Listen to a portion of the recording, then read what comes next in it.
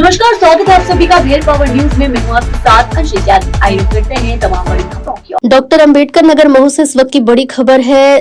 Doctor Bhimrao Ambedkar की जयंती के मौके पर राजनीतिक बयानबाजी तेज हो गई है। मध्य प्रदेश कांग्रेस अध्यक्ष जीतू पटवारी ने बीजेपी पर तीखा हमला बोलते हुए कहा कि जो लोग रोज बाबा साहब के संविधान को कमजोर करते हैं वही आज उनके सामने हाथ जोड़कर फोटो खिंचवा रहे हैं।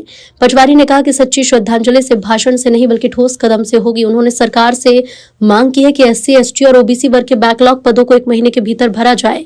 दलितों, पिछड़े वर्गों पर हो रहे अत्याचार पर सवाल उठाए। सवाल यही है कि क्या ये सिर्फ सियासत है या वाकई जमीनी बदलाव की मांग नजरे सरकार के अगले कदम पर टिकी है। आज का बाबा साहब अम्बेडकर का ये पवित्र दिन सच्ची श्रद्धांजलि का दिन, जब हम सब मिलकर प्रतिज्ञा लेंगे कि उनके बताए हुए रास्ते पे देश को लेके जाए। रास्ता था सामाजिक समानता का, राजनीतिक समानता का, आर्थिक समानता का। भारतीय जनता पार्टी बाबा साहब का फोटो लगाती है, आयोजन करती है और उनके संविधान से खिलवाड़ करती है। आरक्षण के खिलाफ सवाल उठाती है। आरक्षण किसी को भी दान में नहीं दिया गया, इस संविधान में अधिकार दी। भारतीय जनता पार्टी बाबा साहब का नाम लेकर आयोजन तो करती है, मुख्यमंत्री आ रहे हैं, पर ST, SC जो संविधान के मूल 2 पिलर है उनके खिलाफ अत्याचार और अनाचार में मध्य प्रदेश नंबर 1 है। ये NCRB के आंकड़े कहते हैं।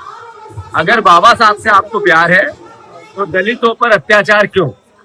अगर OBC के आरक्षण को 150 करोड़ रुपए लगाकर अगर भारतीय जनता पार्टी ने रोका, इसका मतलब उन्होंने संविधान को चुनौती दी।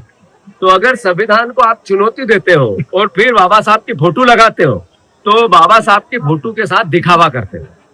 मैं मुख्यमंत्री जी आ रहे हैं, उनसे आग्रह करना चाहता हूं, सच्ची श्रद्धांजलि होगी आपकी बाबा साहब अम्बेडकर की।